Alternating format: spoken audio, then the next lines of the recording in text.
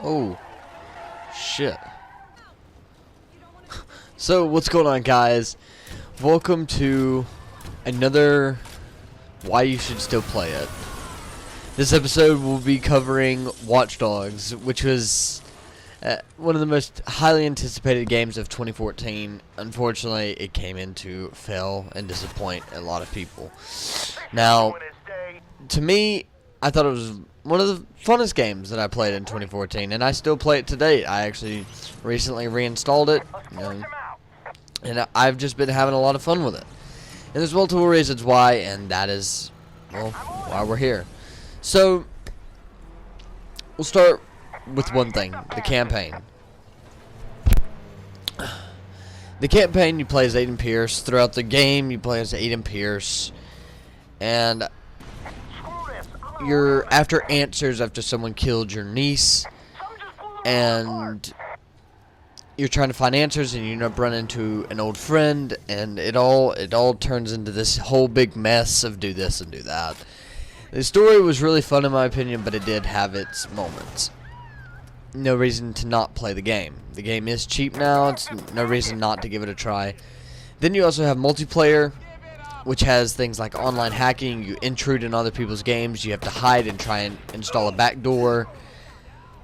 And then you also have online decryption, which is like a 6v6, I think, or 4v4, something like that.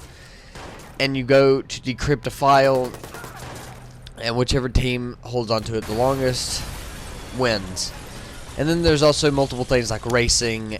And then, of course, you have free roam, which is one of the best parts, obviously, because it is an open world shooter. You get to go around, and you get to hack random things like traffic lights, steam pipes, start gunfights with the police, or do side quests like fixer contracts, gang hideouts, which you will also see within this video, and also criminal convoys, where you have to stop a villain from getting one point of the map, so as you've kind of seen here. Now here's a gang hideout. You can see this in the background. Gang hideouts, it kind of tests your true stealth. It wants you to do it as quietly as you can. If it gets where everybody starts to notice you, whatever enemy you have to knock out or take out on a date, obviously, he will try and run. He'll either try and fight back or he will run, and it's a lot of fun, in my opinion, that there's this variety. As a lot of it is the same, but they changed up how the enemies react. The AI is pretty well balanced in the sense that they will catch you if you do something stupid. Kind of like this guy, he saw me. He just got his kneecap blown out. And it's really fun. Another big thing for me was the driving. The game did have its arcadey feel style of driving. It wasn't supposed to be GTA revolutionary or anything, but I think that's a good thing. The game has its moments where you're literally driving fast in a car and you think you're about to clip the side of a car, and instead you scrape the fuck out of it, and you're just like, what the fuck just happened? But it's really cool because if it had that realistic feel, God, how this game played would, I don't think it would have been for the better. The game feels good with its arcadey driving, but at the same time, each car feels like it has its own different type of weight and speed to it. I mean, a lot of the sports cars, performance cars, will be faster and perform better. Then you have something like a minivan or anything like that, and it runs slower. You probably won't get very far. It's more like a travel car. And that's another thing I really love. Like here, you'll see me have to chase down this guy, and I wanted to alert him. That was the point. I wanted to trigger a chase, and he almost actually clips the car there. So then starts a chase scene, and I kind of let him get away at times because I want to have a full-on chase. Unfortunately, if you let the enemies, if they get about 40 meters away from you, then you'll start to lose the target and fail. But I kind of like to slow down and try and let them get ahead, so there's more of a chase to it. And it's honestly a lot of fun, and I just enjoy it because the world actually feels real in some senses. I mean, you get to hack people's phones in the districts unless you haven't taken out that district's radio tower yet left. and it leaves this variety for when you go and do that. Now you get to hack into people's phones, you can steal their money if you choose to, you can do multiple things. And it's just funny when you see some of them, what the things they do. I mean, some are just like construction workers, others are apparently work on porn sites. There's crazy variety, and it's so funny just to sit there and walk around the streets, inhabit the beautiful sun and the graphics that I'll get to here in a second, and just immerse yourself into this world. I enjoyed the game. I enjoyed Aiden Pierce as a character. He is pretty brutal for what all he wants, and it's overall a great experience to me.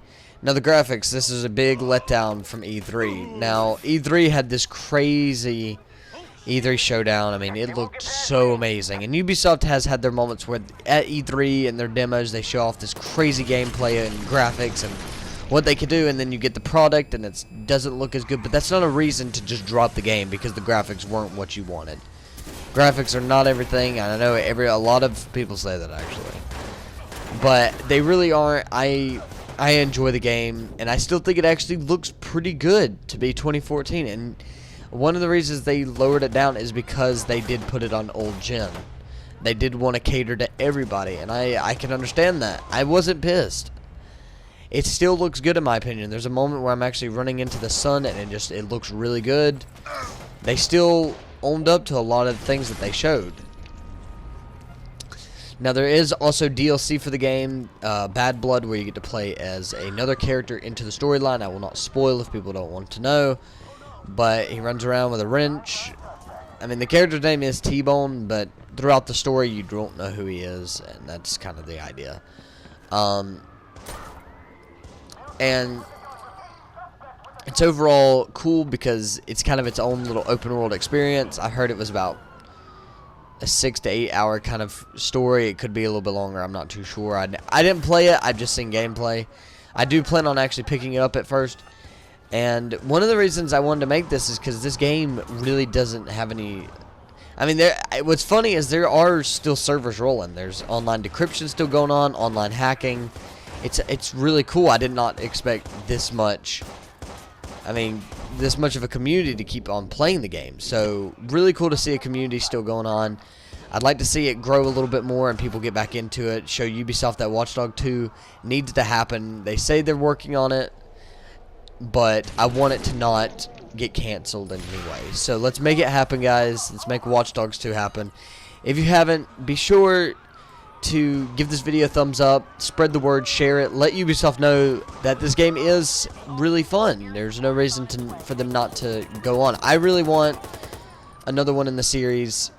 If you guys did go on to enjoy this another episode of Why It's Still Worth Playing, please be sure to drop a like and comment down below what game you want next in this series, and I'll be sure to get to it. Now, next week is Mirror's Edge Catalyst, and I will be uploading so much gameplay of that. There will be tutorials and a gameplay on day 1, and a few days, probably the next day will be a first impressions of the game, and just a few days after that will be a full review.